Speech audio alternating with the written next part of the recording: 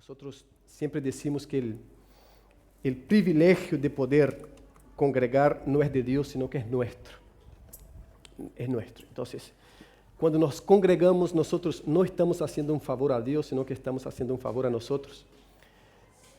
Y es un favor que apenas tenemos por causa del favor de Dios. Entonces, en esta mañana no estamos haciendo un favor a Dios, estamos haciendo un favor a nosotros en poder congregarnos, exhortarnos, cantar juntos, alabar al Señor juntos. Amén. Ahora sí, Evangelio de Juan, capítulo 9.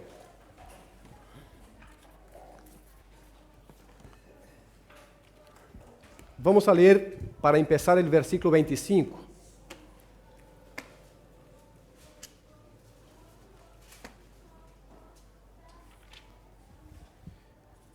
Juan 9, 25.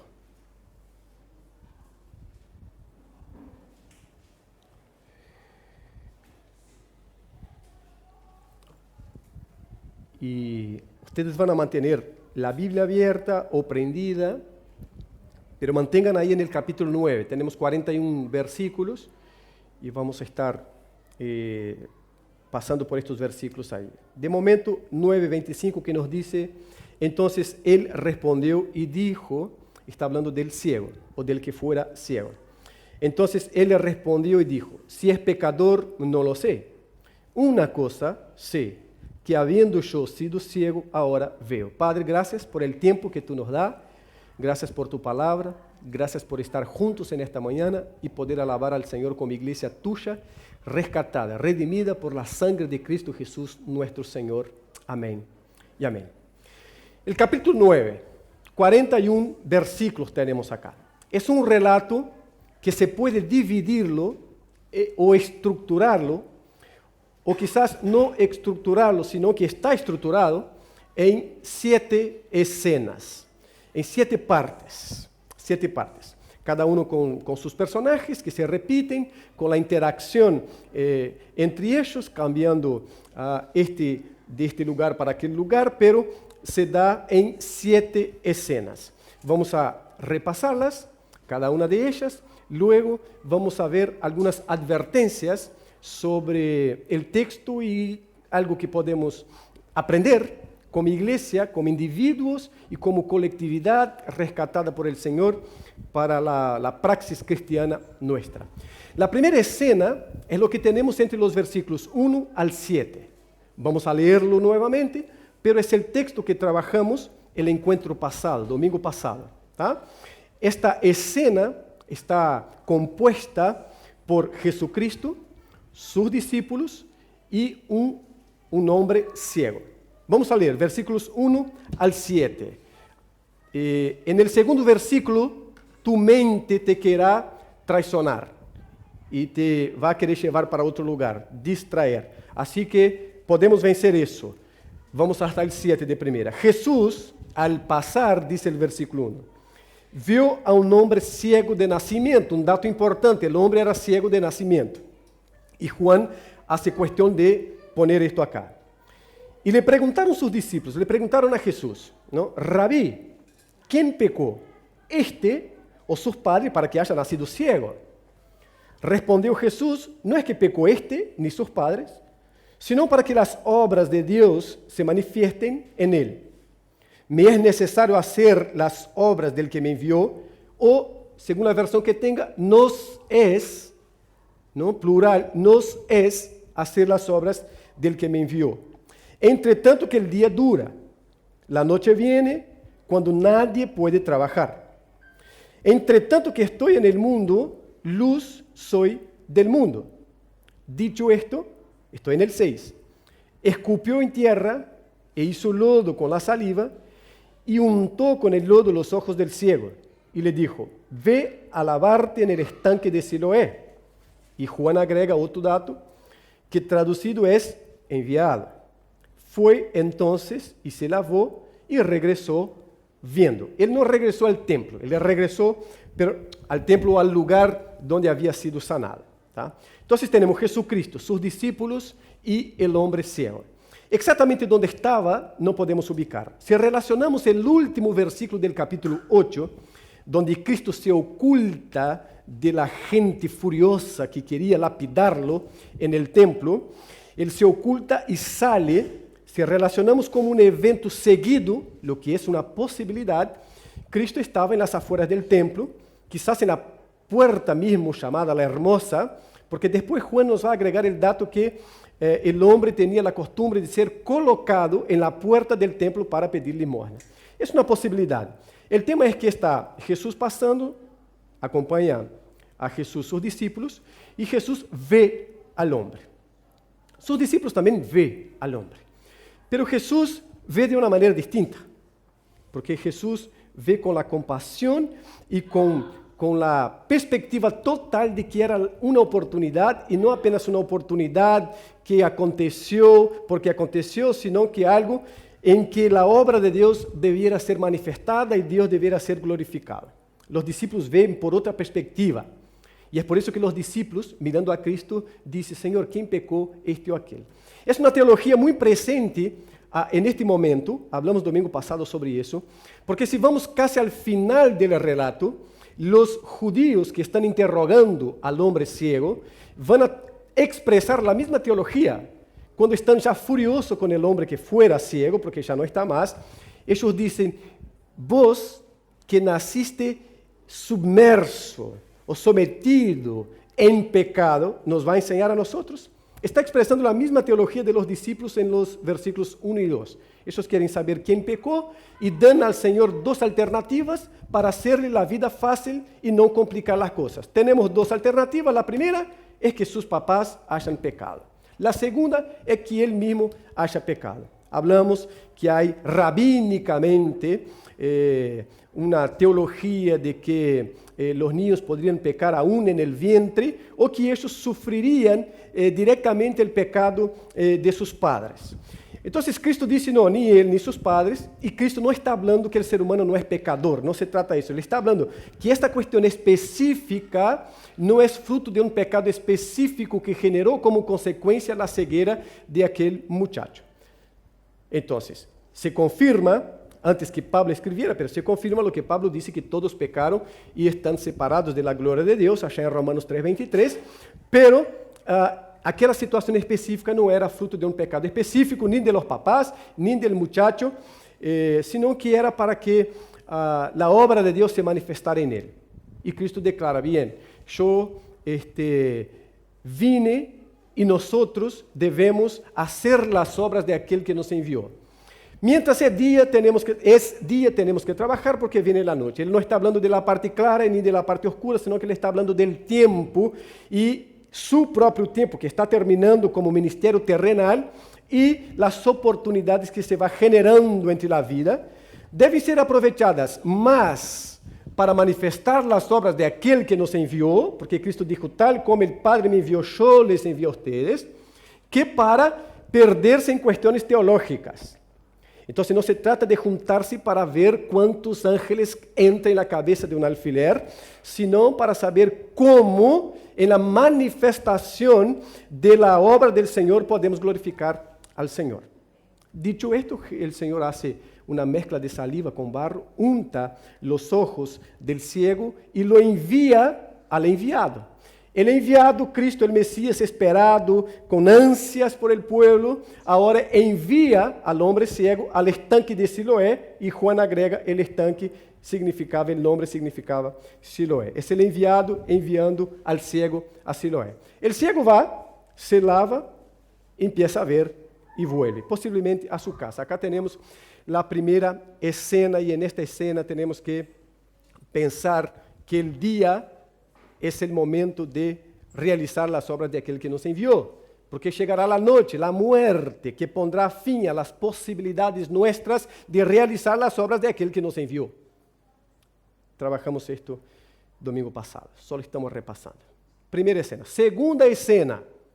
La segunda escena ahora empieza con el versículo 8. ¿Y cuáles son los personajes que interactúan aquí? El ciego y los vecinos. Vamos a leer los versículos 8 a 12. Entonces los vecinos y los que antes habían visto que era ciego decían: ¿no es este el que se sentaba y mendigaba? Unos decían, sí, es ese. Otros decían, no es él, sino que se parece a él. Entonces el propio hombre, el propio que fuera ciego, dijo, yo soy, o soy yo. ¿Tá? Respondió él y dijo, perdón, el 10, y le dijeron, ¿cómo te fueron abiertos los ojos? Respondió él y dijo, aquel hombre, o ese hombre, o un hombre, depende de la versión que tenés ahí. El tema es que es muy vaga la idea que el ciego tiene. ¿Por qué? Porque no veía y no vio tampoco el que lo sanó. Porque él no salió sanado, sino que él fue hasta el estanque. Después de haber estado en el estanque es que recobra la vista. Él no tiene datos precisos para dar, no sabe el color de los ojos, el largo del cabello, el color de la piel. Él escuchó la voz, obedeció la voz y fue y se lavó y vio. Entonces, y le dijeron, ¿cómo te fueron abiertos los ojos? Respondió él y dijo, aquel hombre que se llama Jesús hizo lodo, me untó los ojos y me dijo, ve al Siloé y lávate. Y fui y me lavé y recibí la vista. Entonces le dijeron, ¿dónde está él? Él dijo, no sé. No tengo características suyas y tampoco sé a dónde está ahora. Yo me fui a lavar, me lavé, recobré la vista y me vine a mi casa a hablar con mis papás que ahora soy un hombre que veo. Ahora, un regocijo que no podemos imaginar. Apenas vamos leyendo la historia y si no ponemos color, este color de la imaginación misma, no tenemos la dimensión toda. Y ahí, aún poniendo color, no tenemos la dimensión toda. El hombre entonces se lava, recobra la vista y vuelve. Y ahí entra ¿quién? Los vecinos. Los vecinos. Qué lindo, los vecinos. Hay un cineasta y escritor español nacido en Barcelona en el año 1889, que dijo algo, entre las varias cosas que dijo, pero dijo algo muy cómico, que es lo siguiente, el amor es ciego, pero los vecinos no. Qué realidad, ¿no? Y cuando hablo de los vecinos, no estoy hablando de ellos, estoy hablando de nosotros, porque nosotros somos vecinos también. ¿Se acuerda del Chapulín Colorado? ¿Qué es lo que decía? Silencio, silencio. Mis antenitas de vinil están captando la presencia del enemigo. El Chespirito, el Chapulín Colorado. Mis antenitas de vinil están captando o captaron la presencia del enemigo. Los vecinos siempre con las antenitas de vinil prendidas. Es un radar. Nada escapa. Vemos todo, el color de la blusa que salió la hermana. Mira, hoy cambió la ropa, se va con otra. Por lo menos no vistió el mismo pantalón. Esto no podemos hablar ni de mí ni de Marcelo, porque estamos con la misma blusa y el mismo pantalón siempre. Pero también los vecinos ya vieron eso. Ustedes piensan que los vecinos ya no saben que Marcelo tiene una blusa azul y un pantalón jeans. O que yo tengo un pantalón jeans y una blusa. Tenemos más, pero lo que usamos es eso. Las antenitas de vinil ya captaron esto hace tiempo. Yo tenía en el pasillo de mi casa, en un costado, unas herramientas que guardaba hace un tiempo. No guardaba, dejaba ahí, pero el guardar mío es eso. Dejo ahí en el terreno, está guardado. Cada uno guarda como quiere. Y no me venga a decir que no. Y es muy oscuro porque no hay luz en este pasillo. Ahí hay luz de un lado y del otro no. Y yo hablé, voy a dejar acá porque si yo no veo, tampoco la gente va a ver esto para venir a robar. Entonces el vecino de enfrente me llama, me dice, vecino, cuidado que te van a robar las herramientas que están al lado.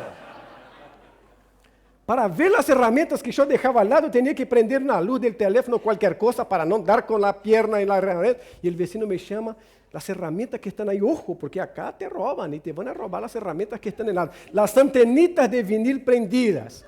El amor es ciego, decía Noel Clarasó, el español. Noel Clarasó, un cineasta español. El amor es ciego, no que el amor sea ciego, pero dentro de lo que él está hablando se comprende perfectamente. Pero los vecinos no, vemos todo. Vemos cuando el vecino cambió el auto, mira, salió de un Chevette y ahora está con una Kicks. Tenía una gris, ahora tiene una azul. Este la vecina, otra vecina me dijo hace poco. Yo hablé que había vendido mi auto, estaba sin auto ahora, tenía apenas una moto. Sí, vos no tenés auto, pero cada auto que llega a tu casa...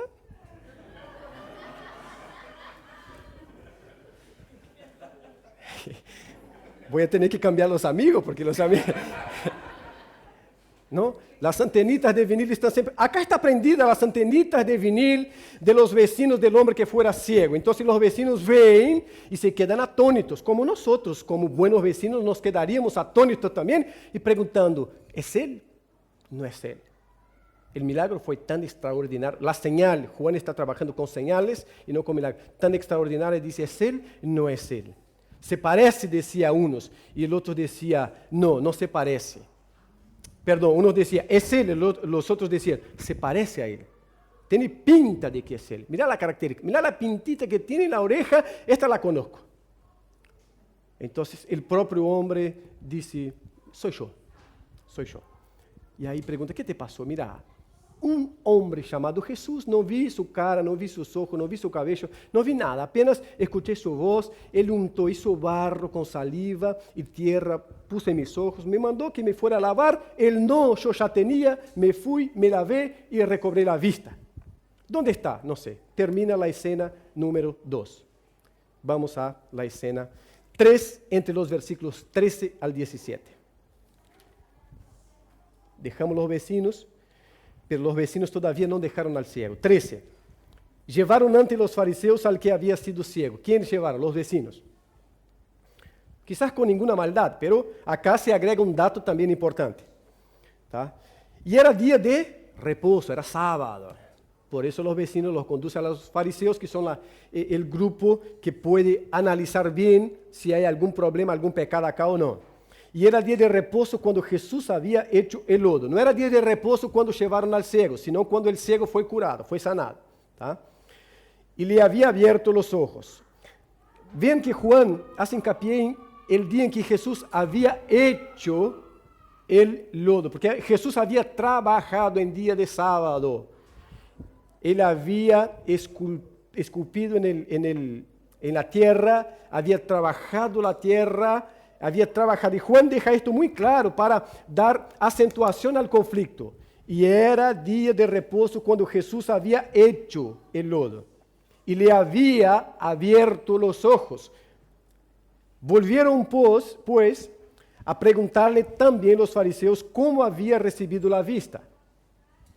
Él les dijo, ya achicó un poquito la historia y dijo, me puso lodo sobre los ojos y me lavé y veo. Entonces algunos de los fariseos decían, este hombre no procede de Dios, porque no guarda el día de reposo. Otros decían, ¿cómo puede un hombre pecador hacer estas cosas o estas señales? Y había disensión entre ellos. Entonces volvieron a decirle al ciego, ¿qué dices tú del que te abrió los ojos?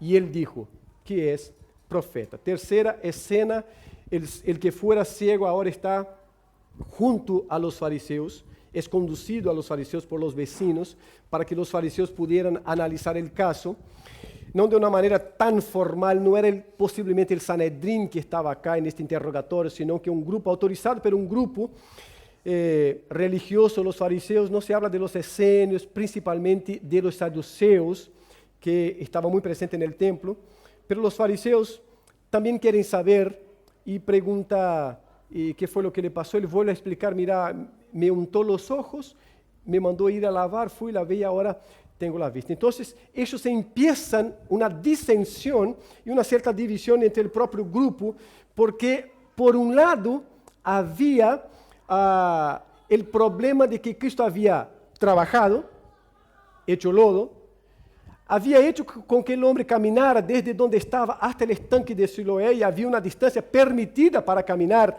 los días de reposo, el día sábado. Había hecho con que el hombre se lavara la cara. Entonces, Cristo había quebrantado varios mandamientos, no bíblicos, sino que de la tradición de los fariseos.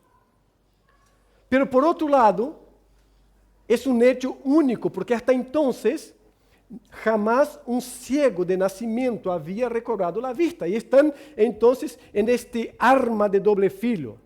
Por un lado, quebrantó nuestras leyes, más que todo nuestras tradiciones, pero ellos son leyes.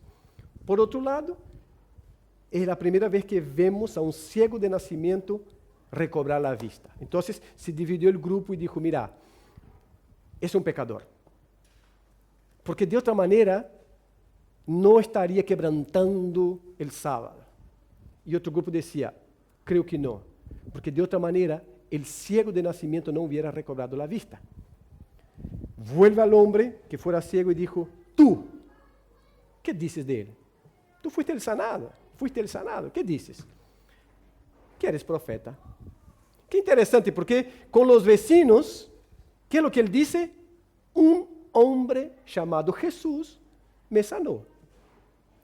Pero ahora crece un poquito en el corazón del que fuera ciego esta luz que va alumbrando todo su ser. ¿Qué dice de él? Es un profeta.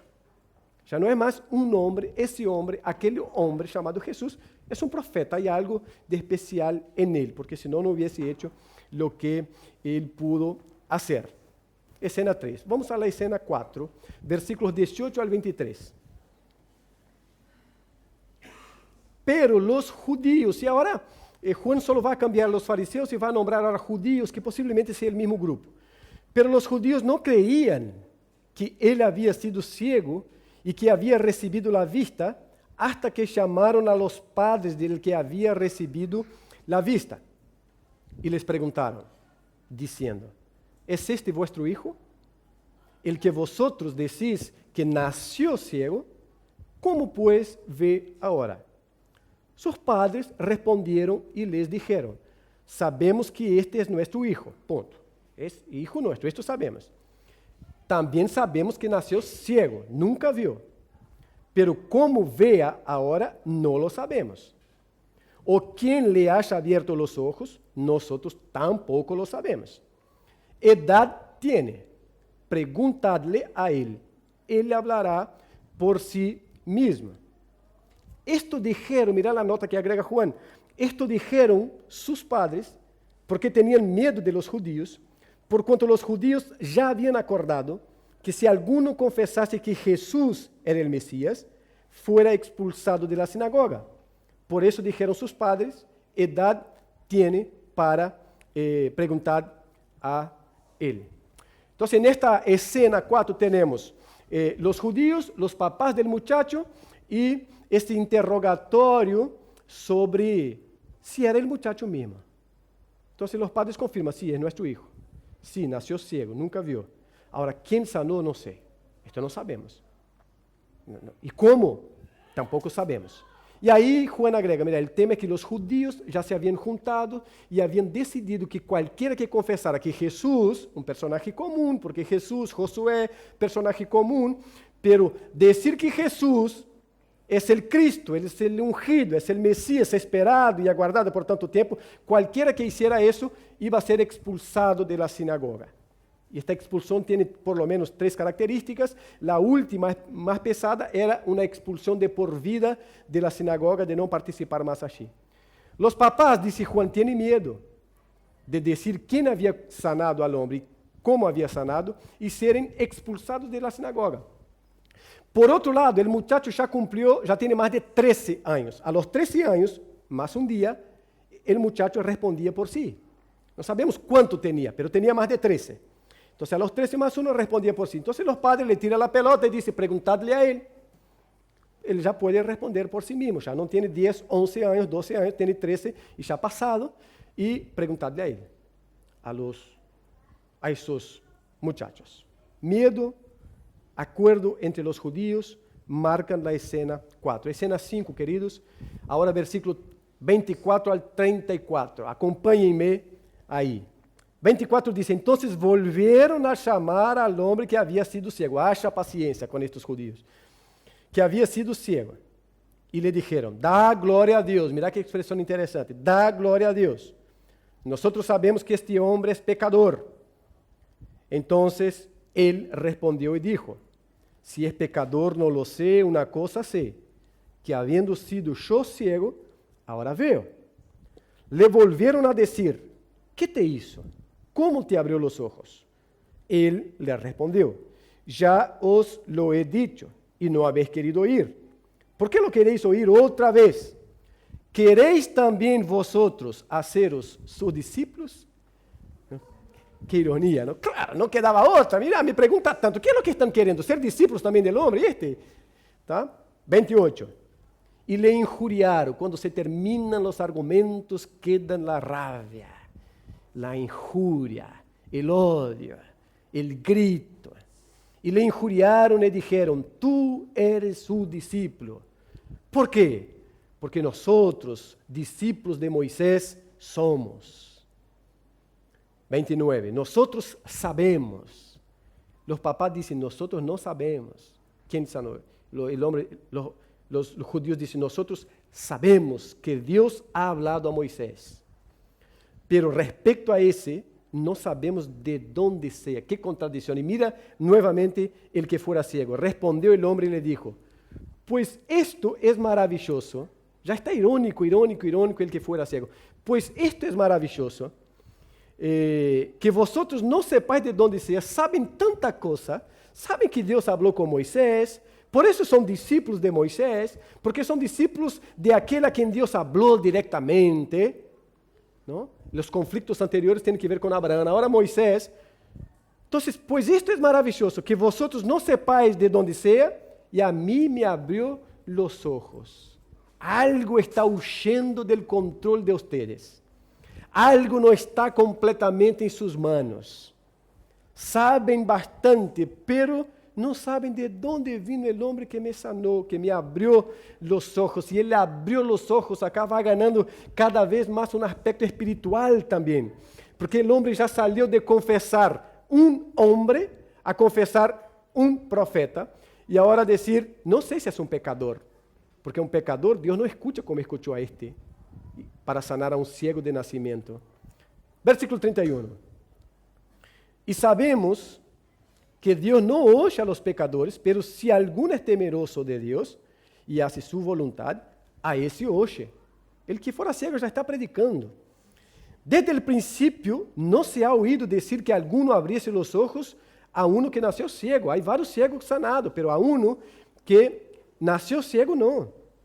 Si este no viniera de Dios, mira la comprensión del hombre cómo va creciendo, nada podría hacer. Respondieron y le dijeron, tú naciste del todo en pecado. La teología ya del versículo 1 y 2 se repite acá ahora a partir de la boca de los judíos. Tú naciste del todo en pecado y nos va a enseñarnos a nosotros. ¿Quién sos? Anda para allá, bobo. Que mirá, bobo, anda para allá. ¿Quién sos? Tú naciste del todo en pecado. Nos va a enseñar a nosotros, discípulos de Moisés, hombre a quien Dios habló directamente.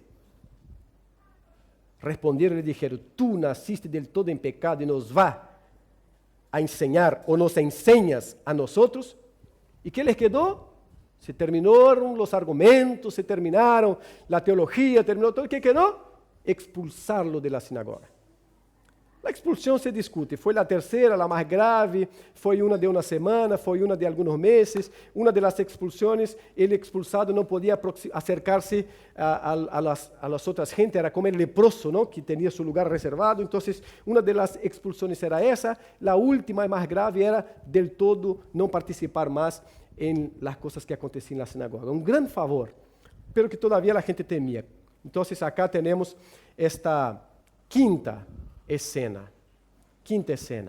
Ahora, mire el versículo 24 cuando los judíos dicen, da gloria a Dios. Es como que ellos están diciendo, te damos la oportunidad de arrepentirse. ¿Por qué? Porque un cachito antes, el hombre había dicho que Jesús era profeta. Era profeta, es un profeta, está reconociendo algo, no es la totalidad de lo que es Cristo, está muy lejos de eso, pero está reconociendo algo que los judíos, fariseos, el grupo que estaba allí no había reconocido. Ahora, ellos se presentan a los papás no sabemos, pero era ciego y ahora ve, es nuestro hijo. Entonces ellos vuelven al muchacho y dicen, da gloria a Dios. Es decir, te vamos a dar una oportunidad de arrepentirse de la confesión o de la aceptación de que ese Jesús es un profeta. Da gloria a Dios. ¿Y por qué? Porque nosotros sabemos que ese hombre es pecador. El que fuera ciego dice, yo no sé si era pecador o no, no sé, pero yo era ciego y ahora veo. Sexta escena, queridos, versículos 35 al 38. Oyó Jesús que le habían expulsado. Entonces, hasta entonces Jesús estaba en otra onda, ¿no? Y hallándole, le dijo, ¿crees tú en el Hijo de Dios o en el Hijo del Hombre? Respondió él, el que fuera ciego, y dijo, ¿quién es Señor para que crea en él? El primer Señor es un Señor de respeto. ¿Quién es Señor para que yo crea en él? ¿No? Le dijo Jesús, pues le has visto y el que habla contigo, él es. En otra oportunidad decía, yo soy. Ahora él dijo, él es. Y el que fuera ciego dijo, creo, Señor. Ahora ya no es el Señor de respeto, es el Señor de Señor, que se enseñorea. Creo, Señor. ¿Y qué pasó? Le adoró. Mira el crecimiento. Un hombre, ese hombre es un profeta. Esse um homem que é um profeta não é um pecador, porque Deus não escuta a esta gente para um milagre tal qual. É um temeroso de Deus, porque Ele me untou os olhos e eu agora veo. E agora o homem se postra e adora ao Senhor. Mira como a luz vai crescendo no coração del que fuera ciego e não se abre apenas seus ojos físicos, sino que sus ojos espirituales, mientras que la densa tiniebla que habita el corazón de los fariseos y judíos se demuestra cada vez más. No es que crece, ya estaba en ellos, pero se demuestra cada vez más. Mientras los judíos, estos que están interrogando, y los judíos, acá el cuidado, siempre hablamos, son aquellos que hacen oposición al ministerio de Cristo. No es la totalidad del grupo allá, sino aquellos que hacen oposición al ministerio de Cristo aquí. Entonces, los judíos van hundiéndose cada vez más en sus tinieblas, y el hombre que fuera ciego va teniendo su ser cada vez más iluminado, cada rincón de su ser se va iluminando cada vez más. El que fuera ciego va declarando, yo no sé. Y los otros dicen, nosotros sabemos. Y a los que saben las tinieblas van quedando cada vez más densa. Y a este hombre termina postrándose y adorando. Y ahí entramos en la última escena, versículos 39 al 41. Sigan leyendo conmigo, así nos mantenemos todos despiertos. Versículo 39 nos dice, dijo Jesús, para juicio he venido yo a este mundo, para que los que no ven, vean, y los que ven, sean cegados. Y ahí tocó hondo en los judíos fariseos.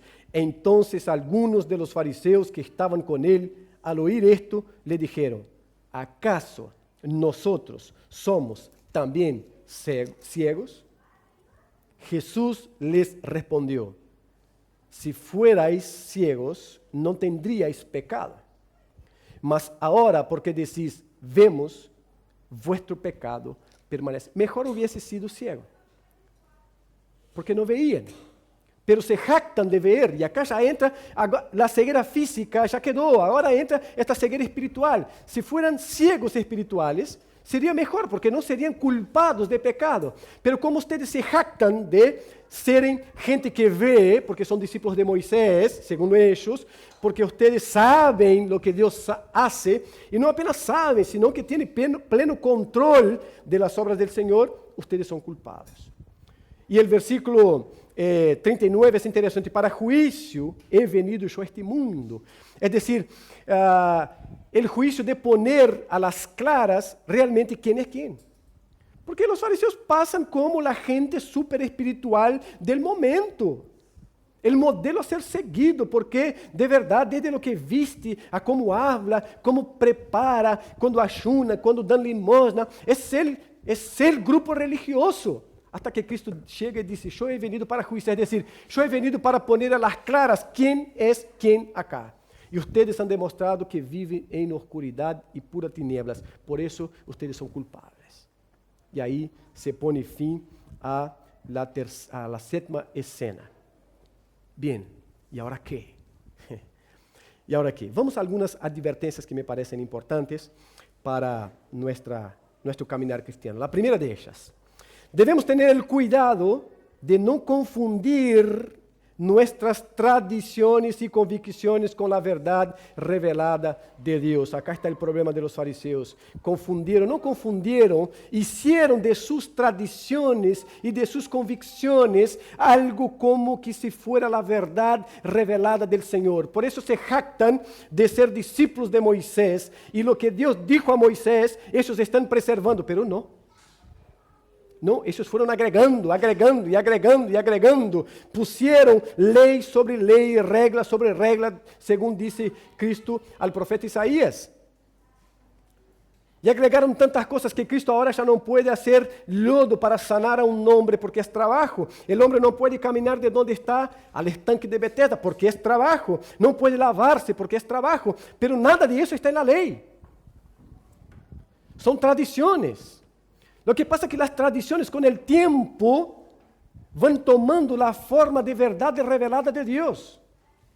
Y tenemos que tener el cuidado de no convertir nuestras tradiciones y convicciones, aunque las debemos tener, porque el problema no está en ellas en sí, sino en el lugar que damos a ellas, no debemos convertirlas en la verdad revelada del Señor. Son dos cosas distintas, hermanos.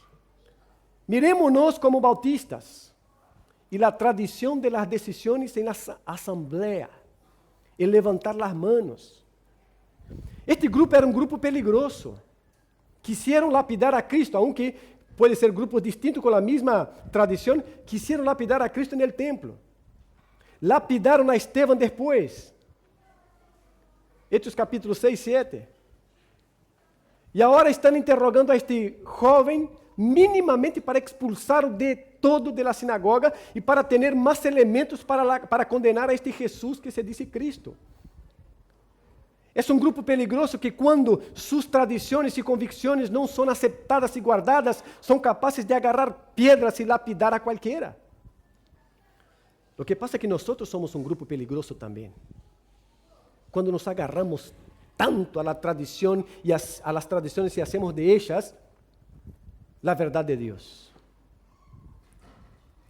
En una asamblea bautista, a veces es peligroso abrir la Biblia.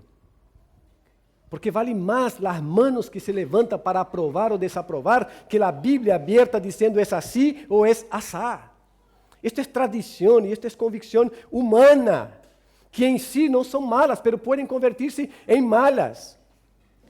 Lo que da valor a algo como palabra del Señor no son cuántas manos se levanta, sino si es o no palabra del Señor, si es o no algo del Señor. Ojo con las tradiciones, porque cuando aferramos a ella como verdad de Dios, somos capaces de tirar piedras. Somos capaces de asesinar, quizás no agarrando a piedras, pero con palabras, pero con gestos, pero con la indiferencia, con la exclusión. Alguien definió tradición como la fe viva de los que murieron y tradicionalismo como la fe muerta de los que viven. De verdad, una tradición es buena, puede ser buena, pero puede convertirse en un tradicionalismo y los ismos acostumbran tener matices muy crueles. La tradición es la fe viva de los que murieron, porque estamos acá hablando de Moisés, estamos hablando del pastor que fue un ejemplo de vida. Estamos transmitiendo algo a nuestros hijos. Tradición es algo bueno, pero cuando se convierte en algo tradicionalismo, y si nosotros no sabemos entender que tradición não é necessariamente palavra do Senhor é outra coisa, e que o que determina de verdade é a palavra do Senhor, podemos agarrar piedras também. Cuidado para não convertir nossas tradições e convicções em revelação completa do Senhor. Em segundo lugar, ou uma segunda advertência, devemos ter o cuidado de não pensar que somos o listão, que somos a vara de medir que confere autoridade e autenticidade à obra do Senhor. Mire como Jesús disse, nós sabemos que Ele é um pecador. Nós sabemos. Somos o listão, somos a vara de medir. E como somos a vara de medir do ministério desse Jesus, sabemos que Ele é um pecador. Novamente, no versículo 28, Jesus repite, nós somos discípulos de Moisés, nós somos discípulos de Moisés, e Moisés com este não tem muito que ver. Tinha todo que ver. Pero o que eles agregaram a lo de Moisés, a la lei, não tinha nada que ver. Queridos, nós não somos o estándar, o listão, não somos o parâmetro que autentica, que dá valor à palavra do Senhor, ou à obra do Senhor. O que dá valor à obra do Senhor é a obra do Senhor, hecha por el Senhor. Nós o que buscamos é entender essa obra como de Deus, provar os espíritos, isto todo é bíblico, pero não sou eu, el listão, não sou eu, el cânon, não sou eu a vara de medir que diz, isto é de Deus, isto não é de Deus. E por que é de Deus? Porque eu sei que é de Deus. E por que não é de Deus? Porque eu sei que não é de Deus. Não podemos pensar isso jamais. Eles pensaram e se foram hundindo cada vez mais em tinieblas. Terceiro lugar, devemos ter o cuidado de não petrificar nossas interpretações a tal ponto que ignoremos a revelação de Deus. Temos duas coisas acá separadas. A revelação de Deus é perfeita. A revelação é perfeita. Nos unimos ao apóstolo Pablo dizendo que toda a Escritura, e ponemos a Escritura porque estamos falando de toda a Escritura, não toda a Escritura se hace, não é um neo-ortodoxismo. Estamos falando de que toda a Escritura é inspirada por Deus e é útil. Nos unimos também a Pedro dizendo que nenhum profeta falou por vontade própria ou teve autoridade para interpretar a seu próprio prazer as revelações do Senhor, senão que os homens santos de Deus falaram sendo inspirados por el Espírito de Deus, segundo a Pedro. Pero revelação, agora, interpretação é uma coisa humana. E na interpretação nos equivocamos, hermanos. Não é que temos que ser uma gelatina que recebe a forma de lo que nos põe, e hoje somos isso, amanhã somos aquele outro, e passado amanhã outra coisa. Não é que temos que fazer relecturas a cada dia da palavra para adaptá-las a los gustos da sociedade. Este é um erro. Pero não podemos confundir interpretação com revelação. Interpretação nos diz assim, há pré-milenistas, há milenistas, há pós-milenistas, há... Interpretação me diz que Gênesis é literal e o outro chega e diz, há coisas mais graves e outras menos graves, não? Algumas temos que aferrar-nos e dizer, não, está claríssimo e não abrimos mão de ella. Interpretação é o que hizo Ellen White com Miller y nació el adventismo, marcó la vuelta de Cristo y Cristo no volvió en la fecha. Entonces uno se abrió y dijo, no, me equivoqué acá, yo no sé si reconoció o no, pero la otra dijo, no, mira, hubo un error. El error es que no es que Cristo iba a volver en el 1844, sino que Cristo estaba pasando del lugar santo al lugar santísimo. Porque Deus dijo a Moisés que ellos deberían construir en el desierto un tabernáculo según el modelo celestial. Entonces, como en el tabernáculo está el lugar santo, el lugar santísimo, Cristo en su ascensión fue al lugar santo. Pero en esta fecha que marcamos para el regreso de Cristo, nos equivocamos. Él no estaba regresando, sino que él estaba saliendo del lugar santo al lugar santísimo. Y siguió con su doctrina, está ahí. Essa y muchas otras. Los testigos de Jehová inventaron toda una cosa para los 144,000. Y tenía que ver con ellos y ellos mismos. Pasa que ellos já passaram os 144,000 e têm que inventar mais coisas em cima de los 144,000, senão alguns de ellos vão a quedar fora. Son interpretaciones. Ahora, la revelación es perfecta, permanece perfecta. El tema es que nuestra debilidad no nos permite llegar a la totalidad completa y pura y transparente de la revelación. El problema no está en la revelación. El problema está en nuestra debilidad, que a veces nos equivocamos en la interpretación. Entonces, si bien no podemos ser una gelatina, que somos cuadrados, redondos, triangular, ovalados, pero tampoco no podemos dejar de estar abiertos para aprender, para crecer. Los fariseos se cerraron, terminaron en densas tinieblas, y muy densas tinieblas. Por último, o pastor decía, quando diga último, é último, porque decís último, e hay outro ponto, e outro ponto, e outro ponto, então não é último. Pero quando uno, não é nosso caso hoje, pero quando uno vai muito avançado e na hora diz, por último, pero tem 3 pontos todavía. Pero tengo que alegrar el corazón de los que están. Es por último, queridos hermanos. Debemos desear y buscar el crecimiento bíblico, intelectual, académico. Debemos. No apenas bíblico, sino que el crecimiento intelectual en todas sus dimensiones. El médico creyente tiene que buscar ser el mejor médico. El ingeniero creyente tiene que buscar ser el mejor ingeniero. El mecánico tiene que buscar ser el mejor mecánico y venir para Betel, porque siempre necesitamos un mecánico bueno. Amén, Jesús. Gloria a Dios. Gloria al Señor. Y hay que ser bueno. Albañiles, hay que ser bueno, porque siempre necesitamos y hay que estar en Betel. Para irse hay que tener una justificativa así enorme. Estamos paredes. Betel. Hay que ser lo mejor. Y también nosotros como creyentes debemos desear y buscar el crecimiento bíblico, intelectual, académico. Pero no podemos perder de vista una cosa. No podemos perder de vista la confesión simple que dice, yo era ciego y ahora veo. Si el crecimiento académico, intelectual quitó de nosotros la perspectiva de la sencillez de decir, yo era ciego y ahora veo, nos perdimos. Nos convertimos, según Pablo Estramín, en intelectualoides que hablan por televisión. Y nosotros ni por televisión hablamos, que hablan por ahí. Nos perdimos. La confesión simple, yo era ciego y ahora veo.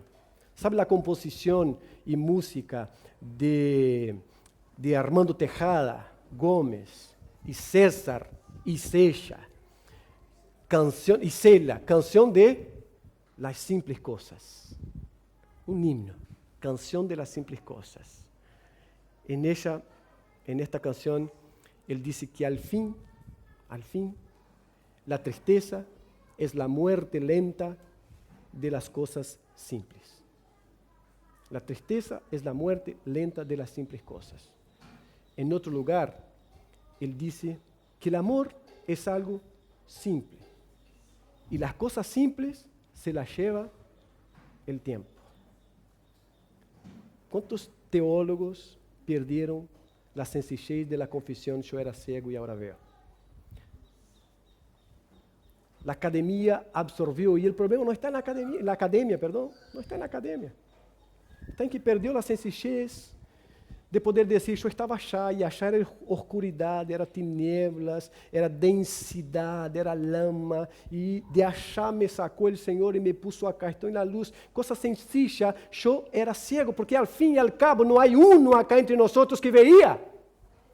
Todos nós éramos ciegos. ¿Por quê? Porque todos nós estávamos muertos em nossos delitos e pecados. Porque todos nosotros pecamos y los que pecaron están separados de la gloria del Señor, de manera que todos estaban separados de la gloria del Señor. De manera que el salario del pecado es la muerte, y muerto no ve. Entonces espiritualmente todos nosotros éramos ciegos, no veíamos nada, andábamos tanteando, como Pablo disse de los filósofos en Atenas, Hechos capítulo 17, buscando a quem adorar. Reconociendo, querendo ou não, uma necessidade que transcienda nós mesmos, pero sem poder saber que necessidade é essa, porque éramos muertos e como muertos, ciegos, hundidos em pura oscuridade. E muitos de nós que já não somos cegos, não sabemos muita coisa. Este homem não participou na academia de Jerusalém, não estuvo a los pés de Gamaliel. Não frequentou a enseñanza de nenhum rabino. Era um cego que pedia limosna, excluído, que era levado, conduzido à porta do templo ou a outros lugares, e assim vivia de lo que lhe davam. E por isso, ressalta várias vezes em lo suyo, eu não sei. E por isso, quando lhe pergunta por primeira vez quem te sanou, não sei, porque não havia visto. O homem nunca havia visto e tampouco viu de primeiro momento al que lo sanou, porque ele foi lavar-se no estanque. Então, quando Cristo chega e diz, tu crees en el Hijo del Hombre, ele diz, quem é? Para que eu crea. Quem é? Não sei, porque ele não sabe. Ele não tem esta capacidade do apóstolo Pablo, que está com judíos e levanta um discurso lindo, hermoso, bíblico, rescatando personagens do Antigo Testamento, passando por Abraão, os patriarcas, Moisés, e chegando a Cristo e declarando a Cristo. E quando vai aos atenienses, Moisés, Abraão, Isaac, Jacob, não tem nenhum valor para um filósofo em Atenas, e ele sabe disso, então se habla de los profetas, de los poetas, assim, que eles conheciam, capacidade de adaptar-se ao público sem negociar sua mensagem, apresenta ao Deus como Criador, a Cristo como quem morreu e ressuscitou. Este homem não tem. A um Pedro, com sua informalidade educacional, é primária com Pablo, que já é um universitário, pero em Pentecostés se levanta com um discurso rescatando também toda a profecia bajo ele e diz, mira, o que está passando acá e interpreta e aplica a profecia de Joel aquele momento e diz, isso é o que está passando, de maneira que o grupo que lo está escutando se mira e diz, hermanos, que haremos? Pescador que tem esta capacidade porque havia estado com Cristo, pero este homem tampouco estuvo com Cristo. Então ele disse, não sei. Há várias coisas que eu não sei, mas há uma que eu sei. Eu era cego, agora eu estou vendo. Então, o que hace a confissão não é a quantidade de informação que temos na cabeça, sino como nosso coração está doblegado ante o Senhor Jesucristo, hermanos. Se perdemos a sencillez de la confissão, eu era cego e agora vejo, perdemos a essência da fé cristiana, perdemos a essência de lo que é servir ao Senhor. Eu era cego e agora vejo, eu não sei muita coisa, não tive as possibilidades de aprender, mas eu sei que eu estava em tinieblas, eu sei onde estava hundido, eu sei que estava morto em mis delitos, em mis pecados, que eu era por natureza hijo de la ira de Deus. Pero agora eu vejo. Pero ahora eu estou vivo, pero ahora eu estou em la luz, e a luz foi brilhando e brilhando no coração de aquele homem, e termina com ele postrando-se e adorando a Cristo. Pablo, com toda a sua capacidade intelectual, também tinha a capacidade de doblegar-se ante Deus e dizer, oh, profundidade da riqueza. Romanos capítulo 11, quando ele vê toda a questão de Deus entre judíos, gentiles, os tempos de Deus diz, esta é muito profunda, e não há outra que adorar, Senhor, porque de ti, para ti e por ti são todas as coisas, e não há outro caminho, adorar, adorar. Al fim e al cabo, a vida cristiana é a vida de adoração ao Senhor. Se qualquer outra coisa que sumamos a la vida nos quita del camino de la adoración al Señor, nos perdimos. Hay que volver. Hay que volver. Se te hiciste tan intelectual que ya no adora, te perdiste. Te perdiste. Se acumulaste tanta información que ya te olvidaste de que era ciego y ahora ve, es porque ya no está viendo. O ve, pero ve como árboles. El otro ciego. El otro ciego. Así que va creciendo. Las densas tinieblas crecen en el corazón de los fariseos. La luz brilla en cada rincón del corazón del hombre que fuera ciego y él termina adorando. Queridos, ustedes estaban muertos. Yo también. Ustedes estaban hundidos en oscuridad, yo también. Nosotros no veíamos. Cristo nos hizo recobrar la visión espiritual. Y ahora sabemos que somos hijos. Fuimos adoptados en la familia del Señor. Sepamos mantener la confesión sencilla, agregar todo lo que fuere posible, pero no perder la confesión sencilla. Yo era ciego y ahora yo veo, porque Cristo obró en mi corazón. Amén. Así que el Señor nos dé de su gracia, de su misericordia. Quebrante nuestros corazones para no perder de vista la confesión sencilla. Confesión sencilla. Señor, yo estoy acá. No es porque yo tengo muchos títulos, es porque yo era ciego, ahora veo. Yo estoy acá, Señor. No es porque puedo hablar 10 horas seguidas y convencer a toda la gente. Yo estoy acá porque yo era ciego y ahora veo. Yo estoy acá no son porque mis papás son buenos, ricos, una buena posición social. Yo estoy acá porque yo era ciego y ahora veo. Yo estoy acá, no es porque yo soy capaz, yo estoy acá porque yo estaba muerto y como muerto no veía, pero tú obraste en mí, ahora veo. Y es eso lo que quiero seguir, viendo, sin jamás olvidarme de dónde estaba y dónde tú me pusiste. Vamos a orar. Padre, te alabamos y glorificamos a tu nombre, Santo.